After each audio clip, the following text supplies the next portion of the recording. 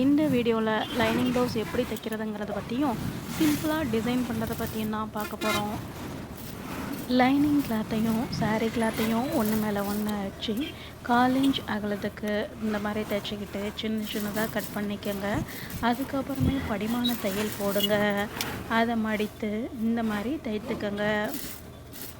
இந்த மாதிரி கழுத்து பகுதியை தைக்கிறதுனால டைம் நமக்கு மிச்சமாகுங்க. ஷோல்ட்ரு, ஆம் ஹோல் எல்லா பக்கத்துலேயும் ஒரு தையல் போட்டுக்கோங்க.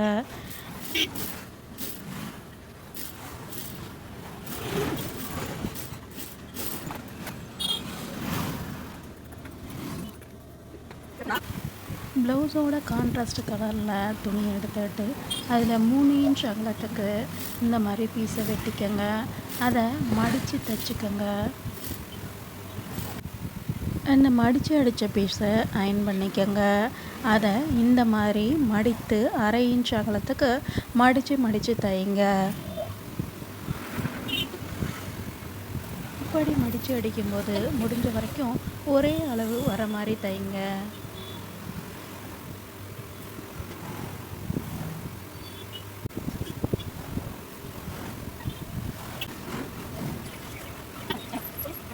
மடித்து தைச்சதுக்கப்புறம் இந்த மாதிரி தாங்க இருக்கும். இப்போ இதை எடுத்து அந்த எக்ஸ்ட்ராஸ் எல்லாம் கொஞ்சம் கட் பண்ணிக்கோங்க. அப்போ தான் பார்ட்ரு வச்சு அடிக்கும்போது எக்ஸ்ட்ராஸ் பிரிஞ்சு வராமல் இருக்குங்க.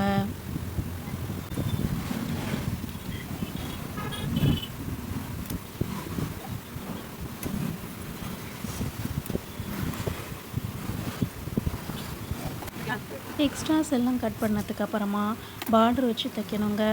சாரியோட பார்ட்ரு காப்பர் கலரில் இருக்கிறனால நான் காப்பர் கலர் பார்டர் எடுத்திருக்கேங்க. பார்டரை இந்த மாதிரி வச்சு தைச்சிக்கோங்க. புதுசாக ப்ளவுஸ் தைக்கிறவங்க கூட இந்த மாடலை ஈஸியாக தைச்சிடலாங்க.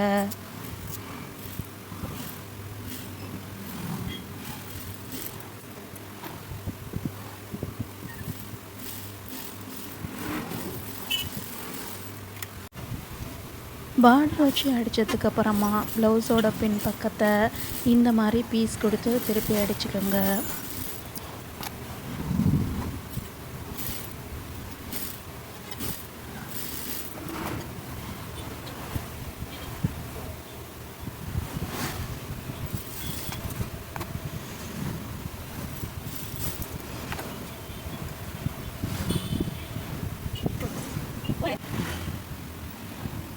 பிறகு மணி எடுத்து இந்த மாதிரி மடைத்து தைங்க.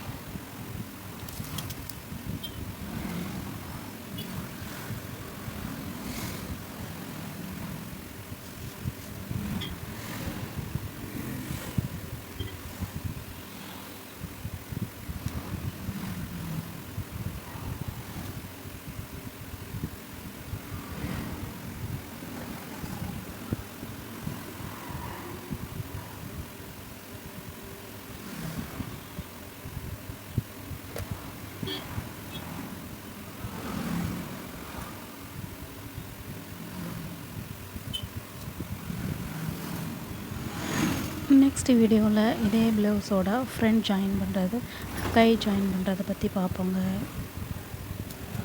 இந்த வீடியோ உங்களுக்கு பிடிச்சிருந்தா லைக் பண்ணுங்கள், ஷேர் பண்ணுங்கள், சப்ஸ்கிரைப் பண்ணுங்கள். முழுசாக முடித்ததுக்கப்புறமா ப்ளவுஸ் இந்த மாதிரி தாங்க இருக்கும்.